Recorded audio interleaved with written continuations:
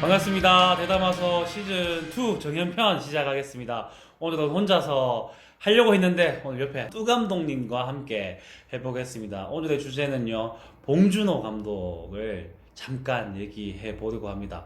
그래서 특히나 우리 영화 제작도 하시는 뚜 감독님이 게스트로 나와 계십니다. 물론 정연우 의원이 오늘 뭐 지각이라고 해야 되나요? 일방적으로 약속 공교롭게도 제가 이렇게 예. 앉게 됐는데 이 사람이 말이야, 의원이 말이야 지금 약속을 취소하고 말이야 갑작스럽게 이렇게 돼서 취소가 됐습니다. 그래서 뚜 감독님이 사실 뭐 영화 모르는 사람보다 영화 잘 아시는 분이 옆에 있는 게 더 나을 것 같다 이런 생각으로 뚜 감독님과 함께 봉준호 감독 편 한번 찍어보겠습니다. 예. 뭐 대놓고 너무 봉준호 감독 편 그러면 이제 뭐 너무 또 이렇게 또 흐름을 타는 거 아니냐 뭐 할 수도 있겠지만은 또 그 예. 와중에도 저희가 또 하고 싶던 이야기도 아마 중간에 있을 거고 싶어서 또 시적절하게 한번 얘기해 보는 걸로. 예, 물 들어올 때 노져 보려고 하는 거 맞습니다. 사실 최근에 굉장히 이슈가 됐잖아요. 봉준호 감독이 이제 아카데미 상을 많이 받게 됨으로써 대구 지금 제가 있는 지역구 특히 봉덕동에서 태어났다는 말이 있고요. 그리고 남구에서 살다가 남구에 있는 초등학교를 다니다가 서울을 갔다라는 게 지금 이제 소문이 나서 대구에 있는 뭐 지역 주민부터 정치권까지 지금 핫 이슈가 되고 있습니다. 그래서 아카데미 상을 받는 것도 좀 신기했잖아요. 어떻게 보셨어요? 저는 이제 느낌은 사실상 칸느 영화제 그랑프리가 제가 봤을 때는 뭐 사실 더 높습니다. 그냥 제 느낌도 그렇고 사실상 그렇기도 한데 물론 그 어떤 아카데미라는 물량과 그런 거에 대해서 또 사람들이 더 크게 생각을 하니까 그렇게 또 치우친 부분이 없지 않아 있는 거에 대해서도 좀 신기하기도 하고. 저는 사실 근데 조금 신기하기보다 제가 예전에 정연우 의원하고 이런 얘기를 했는데요. 이 생각이 들더라고요. 이질감이 별로 없었어요. 이렇게 봉 감독이 나가서 상을 받고 인터뷰를 하는데 와 신기하다 이런 느낌이 없고 그냥 뭐 받았네 뭐 이렇게 받기도 하는구나 이 정도 느낌이 들고 화면 자체의 이질감이 별로 없더라고요.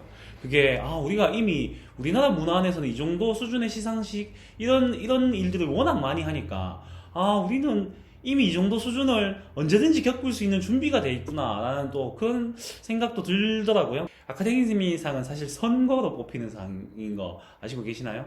아카데미 레이스라고 하죠. 작품상, 감독상, 각본상을 한 번에 휩쓸 수 있었던 것도 제가 봤을 때는 투표하시는 분들이 이어지잖아요. 각본이 좋았고 감독이 좋으니까 당연히 작품상까지 받는 거 아닌가? 저는 약간 그런 느낌이 들더라고요. 그래서 어떻게 다 받을 수 있었냐? 심사위원 제도보다는 투표를 통해서 받는 거라서 이렇게 또 다 받을 수 있지 않았나 이런 생각도 조금 들고는 있습니다.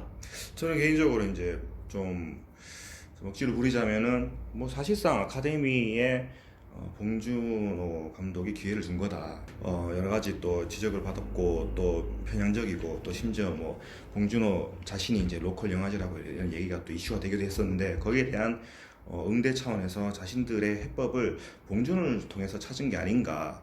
저는 그냥 그렇게 파악하고 싶어요. 맞습니다. 이미 칸느 그랑프리로 어떤 그 모든 목적을 다 어떤 취한 상태에서 뭐 어떻게 따지면 아카데미가 봉준호를 통해서 기회를 얻은 부분들이 있고 또 뭐 감독상이나 이런 부분들을 보면은 사실상 지금 쟁쟁한 후보들이 있었는데 뭐 예를 들어 타란티노 같은 경우에는 매우 좋습니다. 영화가 매우 좋은데 비교적 그 전작들 뭐 헤이트풀 에잇이라든지 뭐 바스터즈, 장고에 비해서 영화적인 충격이나 장르의 쾌감은 상대적으로 좀 떨어져요. 사실 그런 부분들이 있었고 마틴 스콜세지도 다는 못 봤어요. 너무 길어서 시간이 없어서 다 못 봤는데 아이리시맨인가요? 네, 아이리시맨이죠. 그 같은 경우에는 자기가 잘하는 걸 아주 잘했다 라는 정도. 그래서 아마 좀 이렇게 너무 잘했지만 역시나 잘했다라는 그런 생각들 때문에 아마 상대적으로 좀 이거는 그냥 나름의 생각이긴 한데 아직까지 그 넷플릭스라는 브랜드에 대한 조금은 보수적인 어떤 그런 생각들을 가지고 있었던 것 같고요. 샘 멘데스의 1917은 못 봤습니다. 아직 개봉을 안 했기 때문에. 샘 멘데스가 이제 가장 유력했죠, 사실은. 이제 가장 유력했는데 그분이 원래 이제 뭐 아시다시피 뭐 아메리칸 뷰티라든지 그다음에 레볼루셔너리 로드 같은 그 미국의 중산층이라든지 개인의 문제에 대해서 되게 이제 첨예하게 이렇게 다루는 감독으로 유명한데 최근에 이제 007로 스카이폴로 스파이 무비 시리즈 무비에 대한 해답을 내놓다시피 걸작을 뭐 이런 쟁쟁한 작품들이 많았습니다. 조커 같은 경우에는 뭐 말할 필요도 없는 거고 그럼에도 불구하고 이렇게 수상을 했다는 거예요. 그게 아마 감독들이 유명한 감독입니다. 마틴 스콜세지뿐만 아니라 저는 개인적으로 쿠엔틴 타란티노 감독을 가장 좋아하는 감독인데 여기 또, 네. 또 제가 예, 여기 펄프 픽션이군요. 네. 제 뒤에 있는 이 그림이 네, 펄프 여기는 픽션인데요. 저쪽에는 펄 예. 이번에 조커로 상 받은 예, 아저씨 이름이 갑자기 기억이 안 나네. 호아킨 피닉스. 예, 호아킨 예. 피닉스의 최고의 명작입니다. 헐. 저는 조커보다 저게 더 나았고 사실 저는 기생충보다 저 영화를 더 좋아합니다. 저도 네. 똑같습니다. 예, 맞죠. 예. 나머지 감독들의 최고의 작품 마스터피스는 아니었다라고 생각하시면 좋을 것 같고 사실 근데 저는 또 기생충이 봉준호 감독의 마스터피스는 아니었던 것 같아요. 저도 개인적으로 살인의 추억과 마더가 최고의 작품이라고 생각을 합니다. 예. 네. 근데 어떤 영어 번역이라든가 여러 가지 기회, 특히 아까 말씀하신 것처럼 아카데미에서 생각했던 어떤 장벽들, 그 봉준호 감독이 몇 가지 인터뷰 중에서 멋진 말들을 했어요. 첫 번째는 그 로컬 영화제라고 어떤 저격을 하면서 약간 자극을 시켰고요. 두 번째는 이 말을 했잖아요. 1인치의 자막의 장벽을 넘어서면 더 많은 영화를 즐길 수 있다. 더 많은 즐거움이 있다고 했는데 이게 미국에서는 번역이 될 때 베리어라는 말을 쓰긴 했는데 약간 이런 측면도 있다 하더라고요. 지금 미국의 대통령 도널드 트럼프가 추진 중인 멕시코 장벽을 또 연상시키게 했다고 하더라고요. 그래서 그 1인치 장벽조차도 뛰어넘지 못하는 미국식 우월주의에 갇혀있지 않나 라는 평가도 좀 받았다고 하더라고요. 그래서 다양성을 추구하자라는 말이 예전부터 나오고 있었는데 그 다양성의 의미에서 봉준호 감독이 상을 받았다라는 평도 있습니다. 물론 작품이 굉장히 좋았습니다. 그런데 아까 말씀하신 그 1917의 감독의 레볼루셔너리 로드만큼의 엄청난 작품이었냐? 라고 생각하면 조금 다를 수도 있어요. 저는 기생충이 사회 전반을 다루긴 했지만 레볼루셔너리 로드라는 작품을 보시면 디카프리오하고 케이트 윈슬릿이 다시 만난 작품인데 굉장한 작품이거든요. 매해 다 마스터피스가 다른데 올해의 마스터피스는 기생충이 아니었나 싶습니다. 어쨌든 기생충 얘기는 여기까지 정도. 기생충 얘기를 꺼낸 거는 사실 상을 받고 난 뒤에 여러 가지 평가가 있겠지만 재밌게 보신 분들 재밌게 보시면 되고 또 이게 어떻게 상을 받았지라고 생각하시는 분들은 또 그 부분에 대해서 찾아보시는 재미도 조금 있을 것 같습니다. 근데 어쨌든 기생충 때문에 지금 남구가 난리가 났습니다. 신문 기사가 너무 많이 나왔어요 지금. 그래서 뭐 지금 선거 기간이기 때문에 정치인들이 뭐 자기들 거기에 편승을 해서 돋보이고 싶다. 이건 저는 이해할 수 있거든요. 그래서 뭐 그런 분들은 저는 별로 신경을 쓰지 않고 있고 실제로 선거랑 상관없이 실제로 우리 남구 관에서는 어떻게 준비해야 될 것인가에 대한 고민을 해야 될 시점이라고 저는 보고 있습니다. 그냥 봉준호 감독이 떴었네 하고 넘기기에는 아까운 소재가 확실히 맞기는 맞지만 이걸 갑자기 이렇게 진짜 물 들어올 때 노젓는다고 갑자기 받아서 아무것도 준비되지 않은 상태에서 무언가를 만들어내는 것도 문제일 수 있겠죠. 그래서 이 부분에 대해서 고민을 좀 해봐야 될 것 같은데요. 그 중에서 첫 번째로 저희가 사실은 작년부터 구청에서 주도적으로 준비해 오던 게 있었습니다. 영상 뭐죠? 이름이?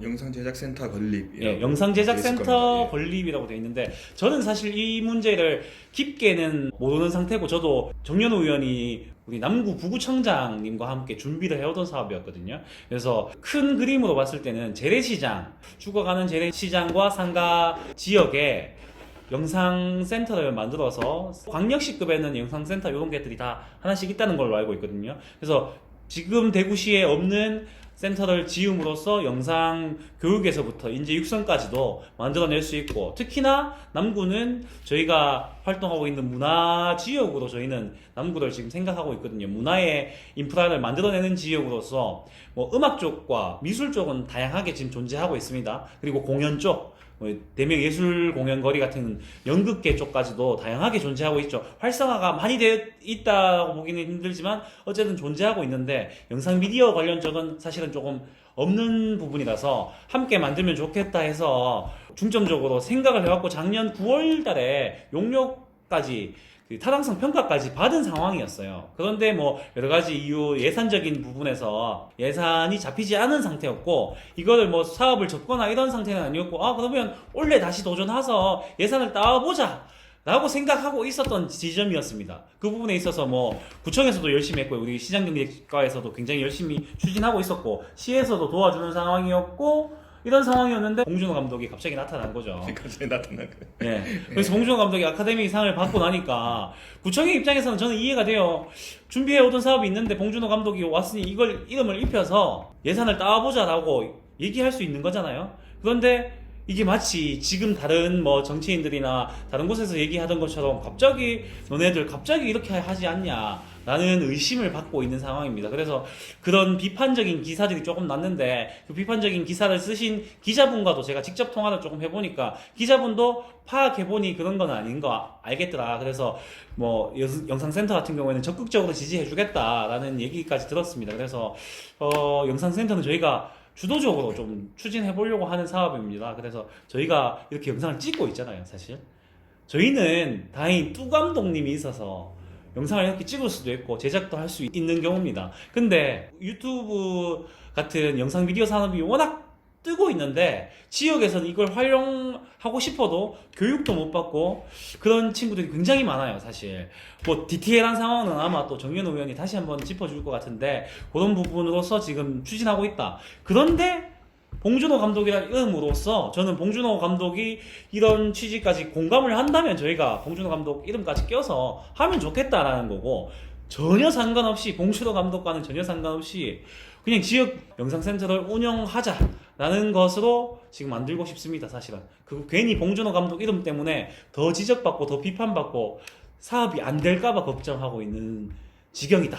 예, 뭐 괜시리 이제 어떤 그 오해를 받게 된 부분들이 있어서 뭐 처음에 저도 뭐 이 사업에 대해서 이렇게 좀 관심을 가지고 들여다보고 있는 사람 중에 한 명이었습니다. 처음부터 뭐 작년 뭐 봄부터였던 것 같은데 뭐 브랜딩을 해서 어떻게든 간에 뭐 효과를 얻는 것도 되게 좋은 방법이긴 하지만은 과연 봉준호라는 인물이 어떻게 그런 영화적 경지나 어떤 이런 걸 얻게 되었을까 과정을 본다면은 좀 더 어떤 그 순수 창작인들의 환경 또 그들이 어떻게 자기의 어떤 작품 세계를 독립적으로 펴나갈 수 있는지 그리고 뭐 이런 얘기 뭐 봉준호 생가트를 뭐 복원하겠다, 봉준호 거리 만들겠다 하는데 제 생각에는 다 쓸데없는 얘기 같고요.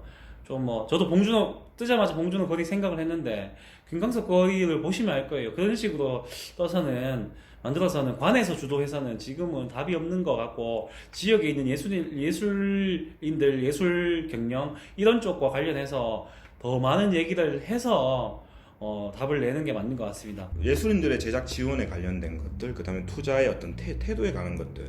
그래서 사실상 이제 제가 어떤 문건을 봤는데, 뭐 시나리오 공모를 하는데, 뭐 사행성, 선정성, 뭐 욕설 금지 이런 식으로 된 거 봤어요, 제가.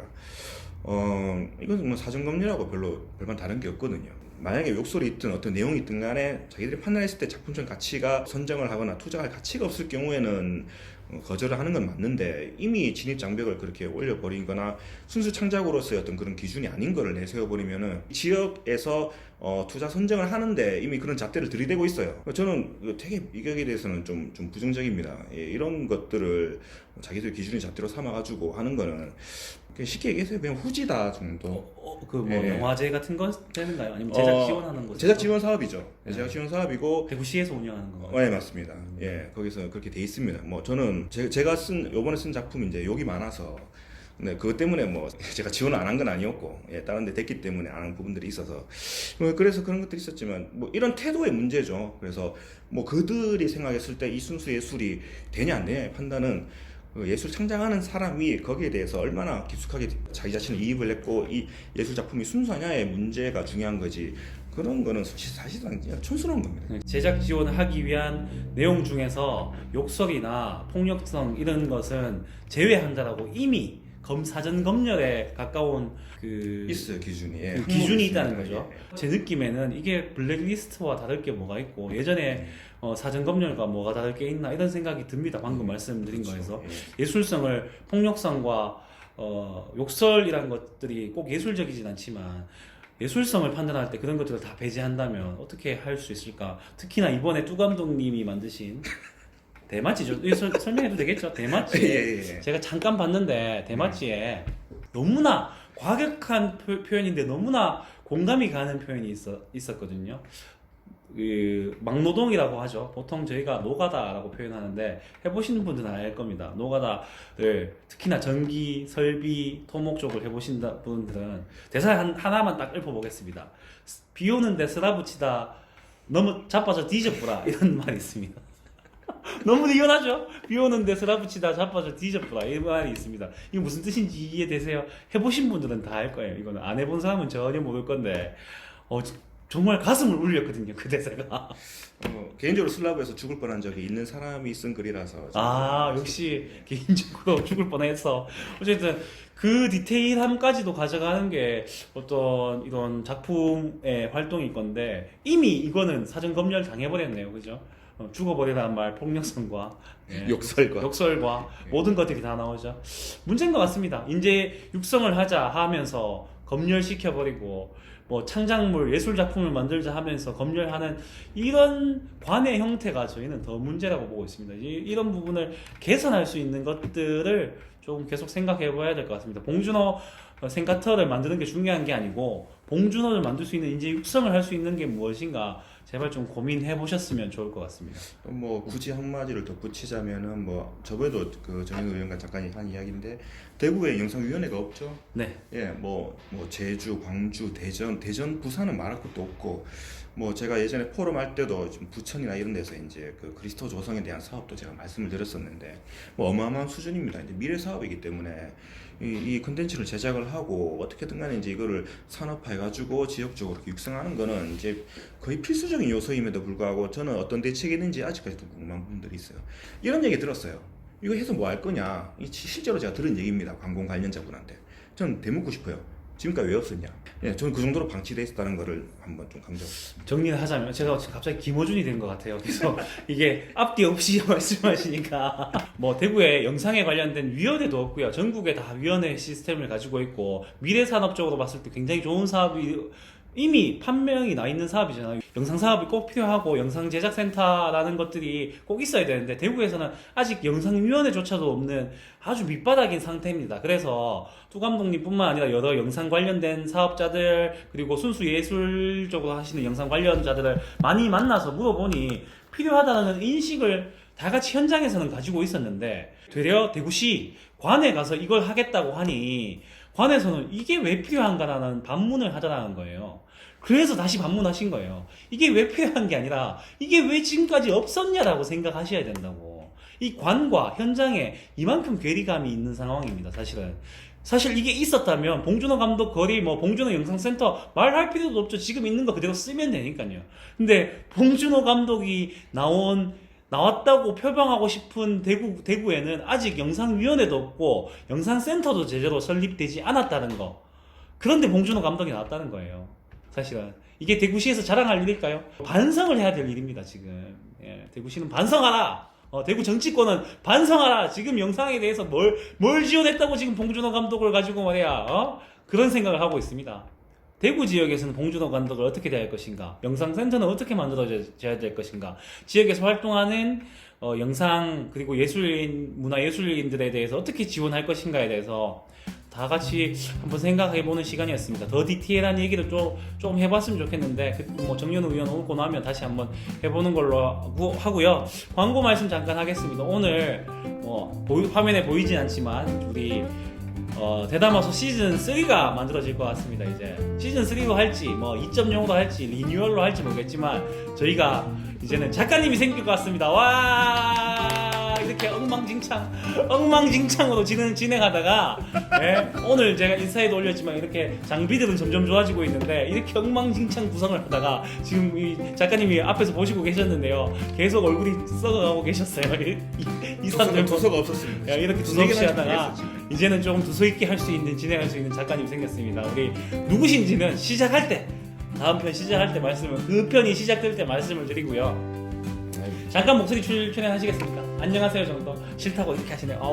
나는 여기에 끼고 싶지도 않아요. 여기까지는 버리는 거라는 아마 그런 네. 강력한 몸짓이었습니다. 지금까지는 이제 대담아서 아마 3월 초부터 촬영을 시작해서요. 3월 중순쯤에는 새로운 대담아서 3가 나올 것 같습니다. 그 전에 한두 편 정도 대담아서 진행하고 시즌 2를 진행하고 새로운 대담아서 이제 3월 중순부터는 나온다는 거 말씀드리고요. 정치 얘기부터 문화 얘기, 여러 가지 여행 얘기까지 포함해서 구상을 하고 있습니다. 그래서 재밌게 다시 만들어 보도록 하겠습니다. 즐거운 2월 보내시기 바랍니다. 감사합니다. 안녕.